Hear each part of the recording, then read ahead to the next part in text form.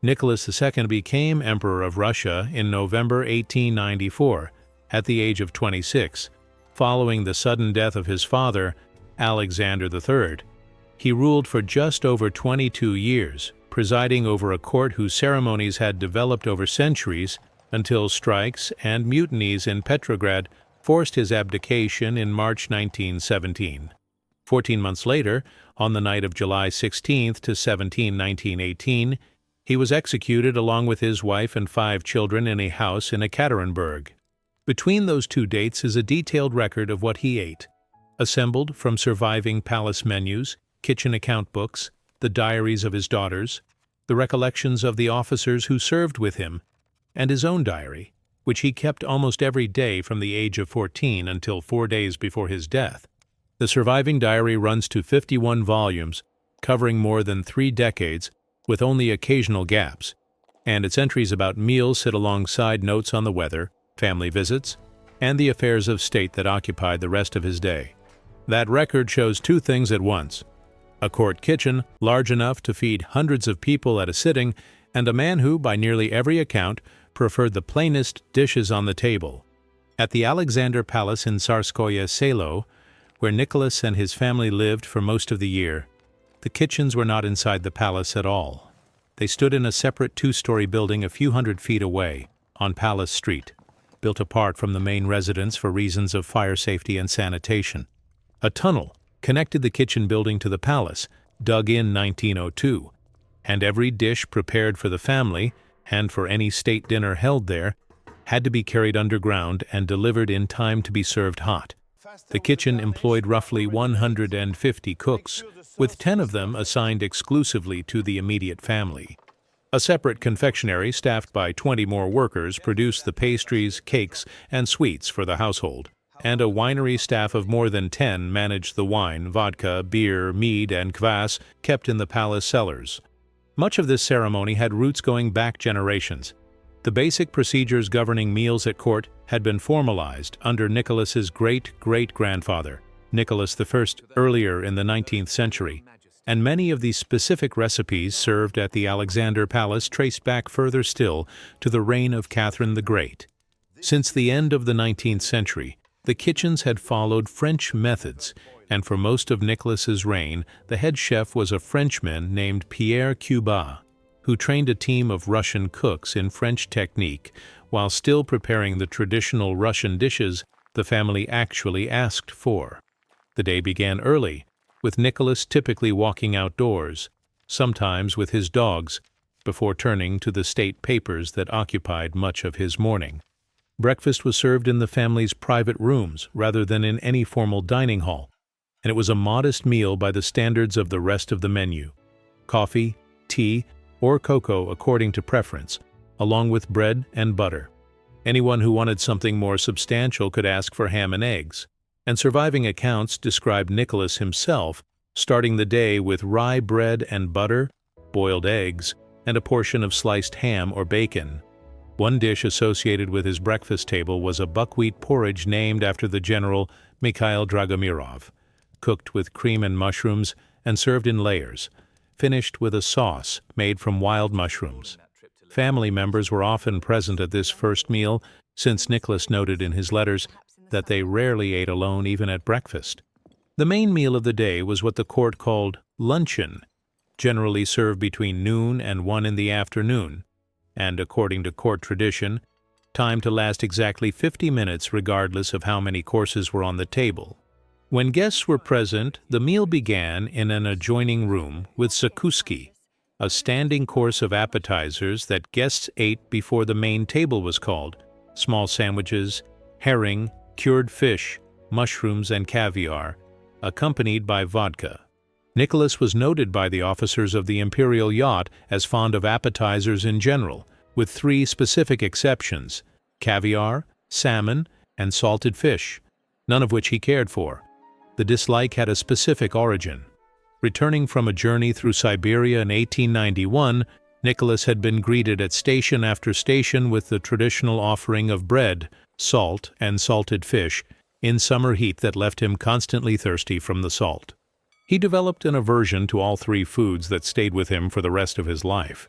Formal luncheons and dinners were held in the semicircular hall of the palace, or occasionally in a smaller reception room belonging to the empress, since the Alexander Palace had no single room built specifically as a dining hall. 2 seating arrangements were used depending on the occasion. Round tables seating 10 or 11 guests each were set up when Nicholas wanted more conversation with his guests. In this arrangement, he moved from one table to the next over the course of the meal, so that every guest present could say they had eaten at the same table as the Tsar. For larger and more formal state occasions, a single long table bent into a squared-off U-shape was used instead, with guests seated according to rank or age, and the Tsar and Empress remaining in one place throughout. Waiters were chosen for their height and appearance and dressed in white tie, gloves, and ceremonial livery. The most senior among them served the Tsar and Empress personally and traveled with the family between palaces. Nicholas kept one elderly waiter inherited from his father's household, despite the man's failing eyesight, and was known to steady the servant's arm himself while wine was being poured, rather than replace him.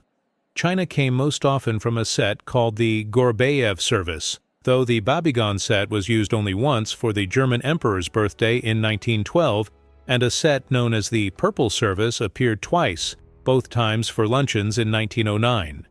No guest sat down before the Tsar did, and when Nicholas finished eating and rose from the table, the meal ended immediately for everyone else, regardless of whether they had finished their own plate. Once the family and any guests sat down at table, service followed a fixed order. Nicholas did not request particular dishes. He had been raised from childhood to eat whatever was placed in front of him, and the daily menu was chosen by the court steward and the chef, who by long experience knew his tastes. The meal opened with soup, often a rich cream soup served with small meat pies, or one of several classic Russian soups: solyanka, a thick soup made with a mix of meats or fish; uka, a clear fish soup; shchi, made from cabbage; or, when Nicholas had his choice, a cold soup called botvinia, made with kvass, spinach, sorrel, and beet leaves and served with poached sturgeon or crayfish. The soup course was usually accompanied by small pastries, vol au vents filled with meat or fish, rastegai, or croutons topped with cheese. Nicholas was also fond of pelmeni and vareniki, small dumplings filled with meat or other fillings, and aboard the imperial yacht he often chose a version fried in a pan rather than boiled. After the soup came a fish course, most often pike perch or trout, or, on more formal occasions, sterlet served in a champagne sauce. Chicken in a rich sauce followed, and then a roast of beef, mutton, or ham, or when the family had been hunting, game such as pheasant, wild goat, duck, or partridge. Among Nicholas's specific favorites were a whole roast suckling pig prepared in the style of Yalta, stuffed with buckwheat and served with horseradish, cutlets named for the General Mikhail Skobelev, made from ground meat, formed around a center of butter and served in a white sauce, and a chicken cutlet named for a different general, Mikhail, which is now more widely known under the name Chicken Kiev. Potatoes accompanied most of these roasts, and by every account, Nicholas was genuinely fond of them. As a boy, he baked potatoes with his brother and sisters in the palace grounds at Anechkov Palace, and he later did the same with his own son in the park at Tsarskoye Selo. On a visit to Crimea as an adult, he reportedly stopped an official who was carrying a sack of freshly dug new potatoes from the market and asked to buy them directly. Vegetables, fresh and out of season, were supplied year-round from the greenhouses at the imperial estates of Gachina and Ropsha, which were heated through the winter so that strawberries and other fruit could be grown even in early spring. Before the final dessert, a course of hot or cold sweet dishes was served: stewed fruit, fresh peaches, strawberries, fruit jellies, and ice cream. Ice cream was especially popular at Nicholas's table. A recipe known as Romanov ice cream, made with 10 egg yolks, sugar, heavy cream, whipping cream, and vanilla, was created specifically for the imperial kitchen. Maria, the daughter of Grigory Rasputin, later wrote that she never tasted ice cream to match it anywhere else.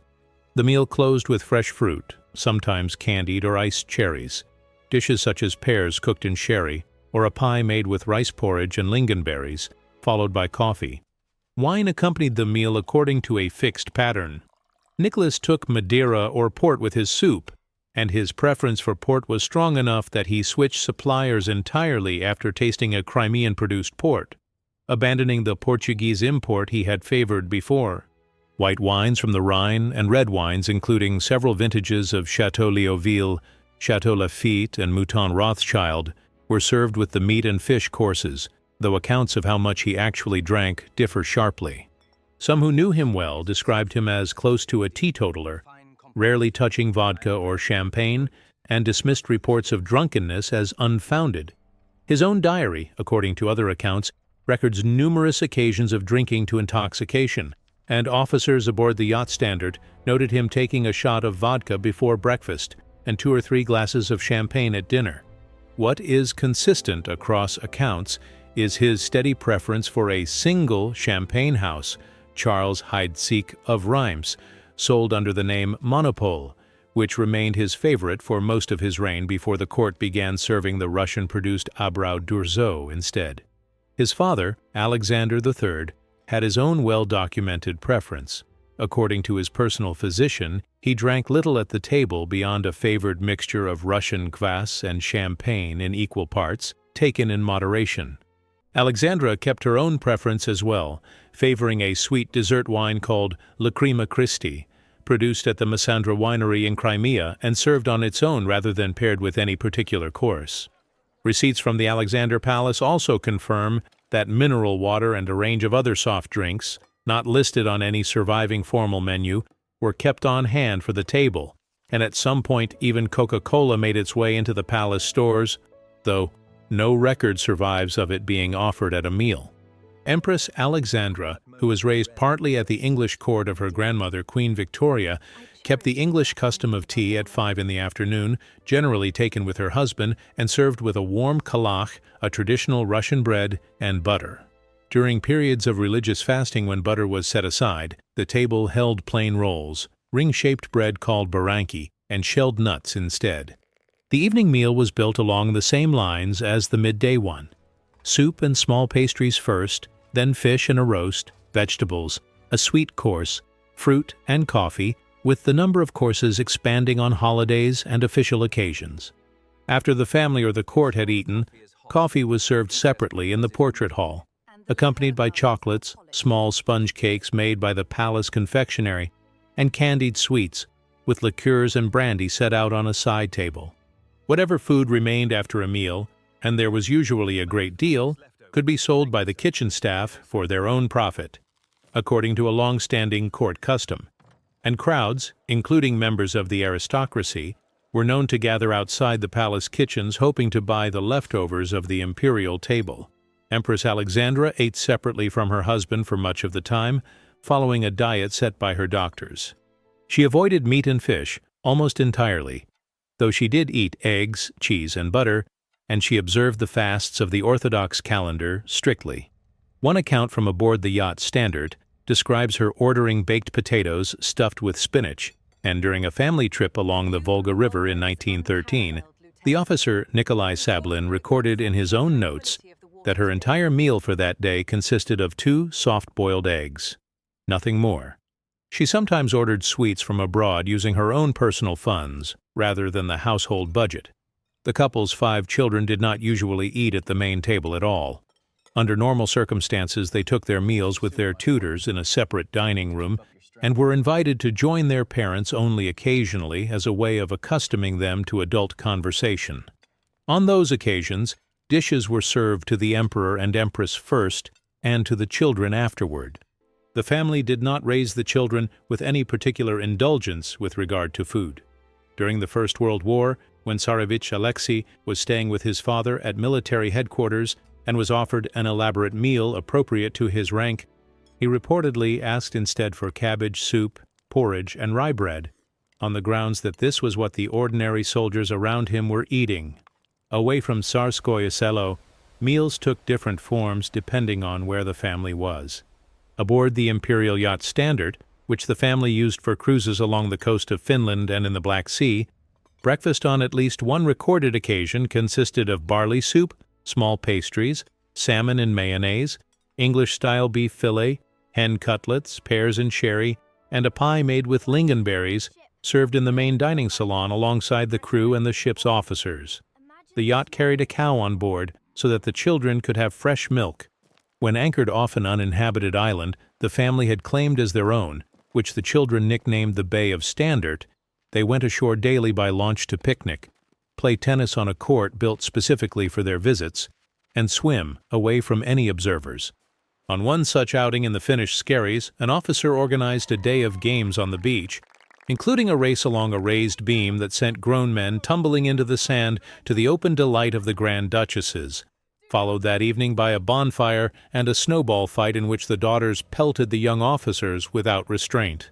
Nicholas later sought out the officer responsible to thank him personally for the day and asked, with evident curiosity, how he had managed to arrange the games on such short notice. Nicholas invited the yacht's officers to dinner nearly every evening during these cruises, followed by billiards or dominoes, and the family in turn accepted invitations to tea in the officers' mess. At Livadaya, the family's palace in the Crimea, a surviving luncheon menu shows the cold botvinia soup served with poached sturgeon and crayfish, followed by partridge and cream sauce and potatoes prepared in the Parisian style, still cooked by Cubat, despite the distance from the capital. State occasions called for a different scale of catering entirely. The dinner held on the night of Nicholas's coronation in May 1896 ran to 9 courses, including a crawfish soup, pierogi, finished trout, veal, cold partridge in aspic, a chicken and poulard stew, salad, artichokes with peas, a warm dessert, and an ice cream dessert served to guests at the Kremlin. The 1913 gala dinner marking 300 years of Romanov rule, held at the Grand Kremlin Palace for 700 guests, opened with a turtle soup and a chicken and asparagus soup, followed by pierogi, sterlet, roast wild goat saddle, chicken with truffles, a fruit punch, roast duck and poulard, cucumber salad, asparagus, peaches, and a Parisian ice cream dessert. These dinners were exceptions rather than the rule. The family's ordinary meals, even when served with full court ceremony, ran to 3 or 4 courses and continued to feature the dishes Nicholas actually preferred. That preference for plain food outlasted the court itself. After Nicholas's abdication in March 1917, he and his family were held first at Tsarskoye Selo, then moved that August to the governor's house in Tobolsk, in Siberia, where they remained under guard until the following April. Even in the relative comfort of the governor's house before conditions worsened, the family had already stopped observing the ceremony of the palace years, taking simple Russian and English dishes together at one table rather than the separate services and many courses of Tsarskoye Selo. Even Kharitonov, who had cooked for the family before the revolution, chose to follow them into exile and continued to prepare their meals.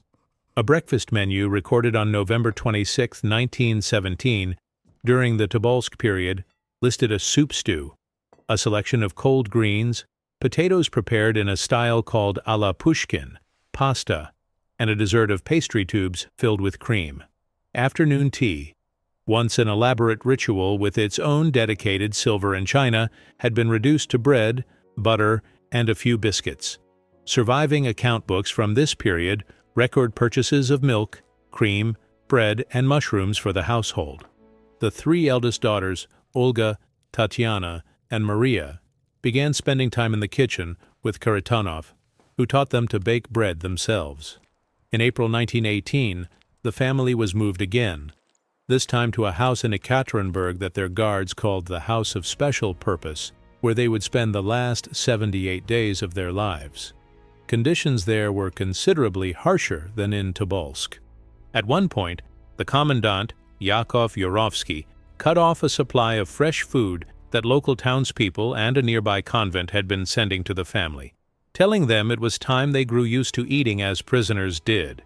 Even so, Kharitonov continued to produce what he could from the ingredients available, and Nicholas recorded in his diary that dishes such as rastegai, a pasta pie, potato dumplings, beetroot salad, and a tangerine jelly brought considerable pleasure to the household on the days they appeared.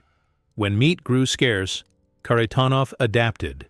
Beetroot salad in place of the family's usual pelmeni, a fruit compote in place of the tangerine jelly, and a baked macaroni pie in place of the pastries he could no longer make. The family, by every surviving account, never complained about the food they were given, even after their rations were reduced to match those of ordinary soldiers in the final weeks of their captivity. Nicholas's diary continued almost to the end. His last entry is dated June 30th, 1918, by the Russian calendar in use at the time, 4 days before he, his wife, their 5 children, their physician, and 3 remaining servants were taken to the basement of the house and shot in the early hours of July 17th. Ivan Kharitonov, the cook who had followed the family from the Alexander Palace to a Siberian exile and finally to that basement, was killed alongside them. A kitchen boy, Leonid Sednev, the teenage nephew of one of the family's other servants, had been removed from the house on a pretext hours earlier, and so survived. What remains of the household's last months is contained largely in ration books, a handful of preserved menus, and the diary entries of a man who, ruling over one of the largest kitchens in Europe, continued until nearly the last day of his life to note, without embellishment, what had been put on the table in front of him.